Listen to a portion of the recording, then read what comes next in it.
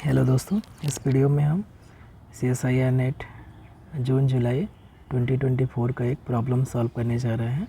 इसमें जो problem consider किया गया है वो पार्ट बी का प्रॉब्लम है और बहुत ही इंटरेस्टिंग है। कार्डिनलिटी पर बेस्ड एक या दो क्वेश्चन हर पेपर में रहते हैं, थोड़ा सा ट्विस्ट के साथ में।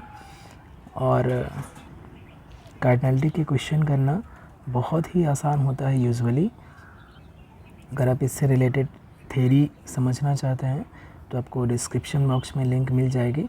मैंने रियल एनालिसिस पर लेक्चर सीरीज़ ऑलरेडी अपलोड कर रखा है। वो आपको कार्डिनलिटी से रिलेटेड ऑलमोस्ट एवरीथिंग आपको मिल जाएगी वहाँ पर। सारे रिज़ल्ट, बहुत सारे क्वेश्चन को डिस्कस किया गया है, तो आपको प्रॉपर आइडिया मिल जाएगा कि कार्डिनलिटी को कैसे कार्डिनलिटी से रिलेटेड कैसे प्रॉब्लम को सॉल्व कर सकते हैं। यहाँ पर कह रहा है कि what is the cardinality of the set of real solution of this equation. Obviously ये ट्रांसेंडेंटल इक्वेशन है, लेकिन इस प्रॉब्लम को सॉल्व करने के लिए हमें basic property of real number या रियल फंक्शन ये हमें अप्लाई करना पड़ेगा। जस्ट ये कार्डिनलिटी का प्रॉब्लम नहीं है, हमें कार्डिनलिटी निकालना है, लेकिन हमें एनालिसिस भी आना चाहिए, तभी हम उसको अप्लाई करके इसकी कार्डिनलिटी, सेट ऑफ सॉल्यूशंस की कार्डिनलिटी निकाल सकते हैं।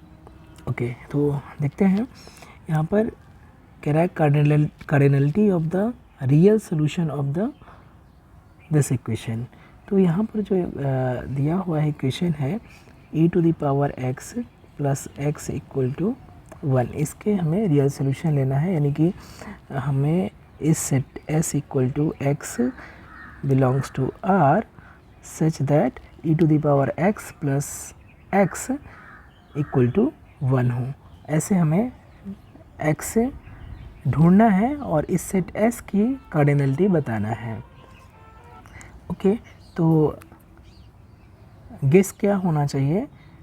गेस ये है, ऑब्वियसली यहाँ पर अगर हम x इक्वल टू 0 रखें इस इक्वेशन में e⁻x plus x equal to 1, अगर हम इस स्टार मान लें तो x इक्वल टू 0 रखेंगे तो obviously left hand side equal to right hand side हो जाएगा। इसलिए एटलीस्ट इसका एक रियल सोल्यूशन तो है x इक्वल टू 0। तो जो सेट s है वो एम्प्टी तो नहीं हो सकता है, ये ऑलवेज नॉन एम्प्टी होगा, यानी कि फर्स्ट ऑप्शन तो ट्रू नहीं हो सकता है कि इसकी कार्डिनलिटी 0 हो जाए, ऐसा पॉसिबल नहीं है। लेकिन इसकी कार्डिनलिटी, s की कार्डिनलिटी या number of real solution exactly 1 ही होंगे, ये कैसे हमें कंक्लूड कर सकते हैं? इसके लिए हमें रियल एनालिसिस की ज़रूरत है। अगर यहाँ पर इस प्रॉब्लम को रीफ्रेम करें और हम देखें f(x) बराबर अगर हम ले लें e⁻x plus x minus 1, then इस सेट को हम अगेन रीफ्रेम कर सकते हैं s equal to collection of real numbers such that f of x equal to 0। यानी कि हमें क्या निकालना है? ऐसे सारे रियल नंबर निकालना है जिस पर फंक्शन f की जो वैल्यू है वो 0 हो जाए, यानी कि ज़ीरोज़ ऑफ फंक्शन f हमें निकालना है। इसको हम कैसे लिख सकते हैं? इसको हम लिख सकते हैं ऐसे भी, f इनवर्स सिंगलटन 0, ये सेट s हो जाएगा, ठीक है, और s की हमें कार्डिनलिटी निकालना है। तो हमने रीफ्रेम कर दिया, हमने f(x) जो हमें रियल सोल्यूशन चाहिए इस इक्वेशन के, एक्चुअली वो कन्वर्ट हो गया किसमें? ज़ीरोज़ ऑफ फंक्शन f में। तो अब यहाँ पर जो फंक्शन f है, ऑब्वियसली ये एक्सपोनेंशियल फंक्शन है, ये पॉलिनोमियल फंक्शन है, दोनों फंक्शन कंटिन्यूअस होते हैं और दोनों का सम भी कंटिन्यूअस हो जाएगा। अब यहाँ पर अगर हम देखें तो सफिशिएंट कंडीशन होती है मोनोटोनिसिटी के लिए। हम यहाँ पर अगर फंक्शन को देखें, इनफैक्ट जो फंक्शन f है वो डिफरेंशिएबल है, इनफाइनाइटली मेनी टाइम्स डिफरेंशिएबल है। तो अगर इसका हम फर्स्ट डेरिवेटिव निकालें, f'(x) निकालें, तो ये कितना हो जाएगा? ये हो जाएगा e⁻x और प्लस 1 हो जाएगा, और इसकी वैल्यू ऑलवेज स्ट्रिक्टली पॉजिटिव है for all x belongs to set of real number. ये हमेशा पॉजिटिव रहेगी क्योंकि exponential function non negative function होता है और +1 है तो ऑलवेज ये पॉजिटिव वैल्यू देगा किसी भी रियल नंबर के लिए। इसका मतलब क्या हो गया, इसलिए जो फंक्शन f होगा, f is strictly monotonically increasing, strictly increasing function.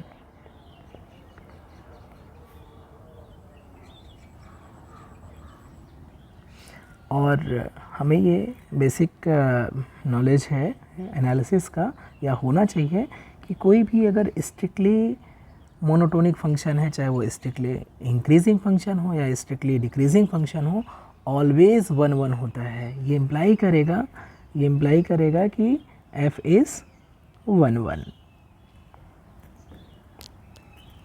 ऐसा क्यों है? बहुत ही आसान है, क्योंकि अगर 1 1 क्यों हो जाएगा, क्योंकि स्ट्रिक्टली इंक्रीजिंग है। अगर स्ट्रिक्टली डिक्रीजिंग भी होता तब भी 1 1 होता। फॉर एग्जांपल अगर x और y दो रियल नंबर हैं तो कोई एक इसमें और दोनों इक्वल नहीं है, तो सपोज़ करते हैं कि x स्मॉलर है y, अगर इक्वल नहीं है तो एक स्मॉलर होगा एक ग्रेटर होगा। तो x अगर लेस देन y है तो चूँकि फंक्शन स्ट्रिक्टली इंक्रीजिंग है तो ये इम्प्लाई करेगा कि जो f(x) है वो लेस देन f(y) है। इन particular f of x equal नहीं है f ऑफ y के, तो इसलिए फंक्शन क्या हो जाएगा, 1 1 हो जाएगा। तो हमेशा कोई भी स्ट्रिक्टली इंक्रीजिंग फंक्शन है या स्ट्रिक्टली डिक्रीजिंग फंक्शन है तो डेफिनेटली वो 1 1 फंक्शन होगा। अब क्या सिर्फ इतनी सी बात से हम इंश्योर हो सकते हैं कि इसका एग्जैक्टली एक ही सोल्यूशन होगा, इस सेट में एग्जैक्टली एक ही रियल नंबर होगा, या इस सेट में एग्जैक्टली एक ही रियल नंबर होगा, इस सेट की कर्नलिटी एक ही होगी? क्या हम यहाँ से इंश्योर हो सकते हैं? यस, बहुत आसान है यहाँ से कंक्लूड करना, क्योंकि फंक्शन क्या हो गया, 1 1 हो गया। और ऑलरेडी हमने देखा कि x बराबर 0, जो 0 है वो सेट S में बिलोंग करता है। f ऑफ 0 की वैल्यू क्या हो जाएगी, आप यहाँ पर रखेंगे तो 0 मिल जाएगा। 0 फंक्शन f का 0 है, तो जो सेट S है वो नॉन एम्प्टी है। ओके, और चूँकि फंक्शन 1 1 है तो 1 1 होने का मतलब क्या है कि कोई भी अगर आप लेंगे, कोई भी पॉइंट आप लेंगे, कोई भी रियल नंबर लेंगे तो f इनवर्स अल्फ़ा क्या हो सकता है, दो ही चॉइस है, या तो f इनवर्स अल्फ़ा कोई भी रियल नंबर है तो या तो ये एम्प्टी सेट मिलेगा, और या तो क्या मिलेगा, एट मोस्ट सिंगलटन सेट मिलेगा। तो यहाँ पर ऑलरेडी हम देख रहे हैं कि f इनवर्स 0 में एटलीस्ट 0 तो बिलोंग करेगा, और चूँकि फंक्शन 1 1 हो गया इसलिए क्या हो जाएगा, इसमें एग्जैक्टली 1 एलिमेंट ही होगा। इसलिए ऑप्शन नंबर 2 यहाँ पर करेक्ट हो जाएगा कि इस सेट की कर्नलिटी 1 होगी। और चाहे तो हम ग्राफ से भी देख सकते हैं। यहाँ पर एक चीज़ और भी है इम्पॉर्टेंट, ये प्रॉब्लम अगर थोड़ा सा चेंज होता तो आसान नहीं था। यहाँ पर हमें मालूम है कि x = 0 अगर हम लें तो f ऑफ 0 की वैल्यू 0 है, यानी कि हमें एक एटलीस्ट एलिमेंट मालूम है सेट S का। इस सेट S में एटलीस्ट एक एलिमेंट होंगे, ये हमें मालूम है। x = 0 is element of S। लेकिन अगर यहाँ पर थोड़ा सा चेंज कर देता फंक्शन, फॉर एग्जांपल कि अगर हमें ये दे देता e⁻x + x = 5 दे देता, तो इसके कितने रियल सोल्यूशन हो सकते हैं, x belongs to R such that e⁻x + x = 5 हो। इस सेट के कितने सोल्यूशन होंगे ये अगर निकालने के लिए दे देता, तो हमें चूँकि एग्जैक्टली इसमें कितना है ये हमें पता नहीं है, तब हमें ग्राफिकल मेथड और एनालिसिस की ज़रूरत पड़ती है। अभी हमने क्या किया है, अभी हमने देखा अभी तक कि x = 0 क्या है, सेट S का एलिमेंट है। और अभी हमने देखा कि जो फंक्शन f है वो क्या है, 1 1 फंक्शन है, और इसलिए और 0 इसका सोल्यूशन है। तो 0 की इन्वर्स इमेज निकालेंगे तो एटलीस्ट 1 तो आएगा ही, क्योंकि 0 इसको सेटिस्फाई कर रहा है तो 0 इसकी रेंज में होगा।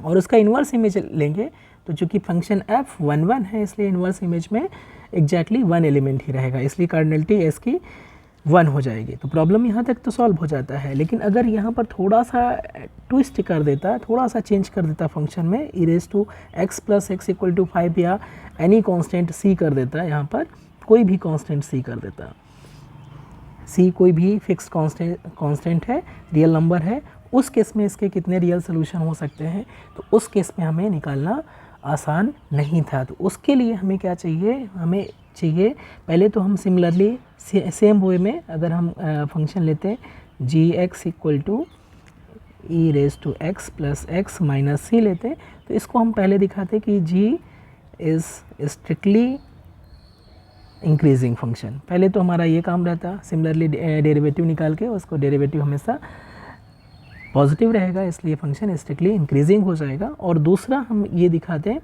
कि जो फंक्शन g है, g इज़ ऑल्सो अनटू। अगर हमने ये दिखा दिया कि g जो फंक्शन है e raise to x plus x minus c कोई भी फिक्स्ड रियल नंबर है, तो ये जो फंक्शन है ये स्ट्रिक्टली इंक्रीजिंग भी है और साथ में अनटू भी है।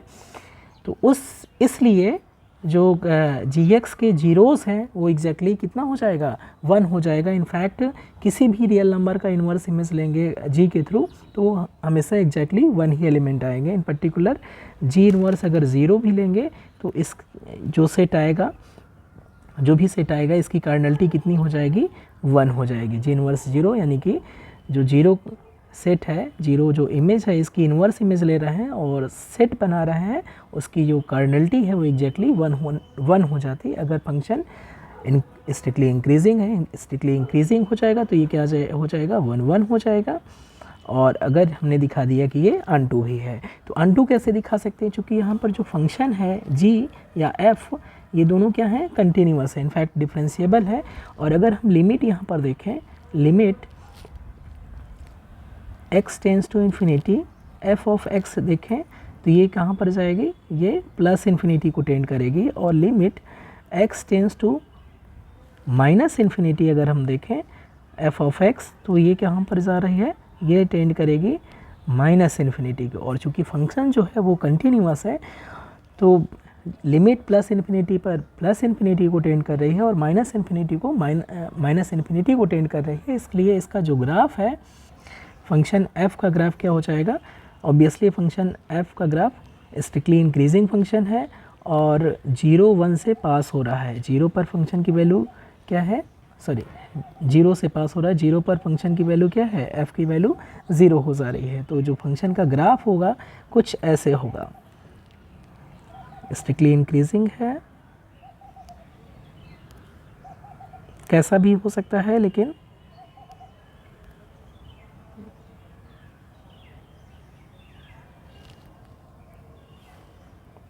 स्ट्रिक्टली इंक्रीजिंग करिए, ऐसे 0 से पास होगा और स्ट्रिक्टली इंक्रीजिंग रहेगा। और इसलिए चूँकि ये स्ट्रिक्टली इंक्रीजिंग है और अनटू है तो ग्राफ हमेशा नीचे की तरफ जाएगा, वो रिवर्स होके कभी भी दोबारा कट नहीं करेगा एक्स एक्सिस को, इसलिए इसका एक ही सोल्यूशन मिलेगा। और सिमिलरली ऐसे ही जी के लिए भी हम दिखा सकते हैं, जी को भी हम दिखा सकते हैं कि जी क्या है, 1 1 हो गया और अनटू हो गया। तो अगर हमें यहाँ पर फंक्शन दिया रहता e x e to the power x plus x minus c का हमें ज़ीरोज़ निकालना रहता तो उस केस में भी इसका एक ही सोल्यूशन मिलता और इसकी कार्डिनलिटी क्या हो जाती, 1 हो जाती। तो इसको मैंने थोड़ा सा जनरलाइज़ किया है कि अगर थोड़ा सा प्रॉब्लम को चेंज कर देता या नेक्स्ट कभी एग्ज़ाम होगा उसमें चेंज कर दे, तब भी आपके पास आइडिया होना चाहिए इसको सॉल्व करने के लिए। तो थैंक यू सो मच।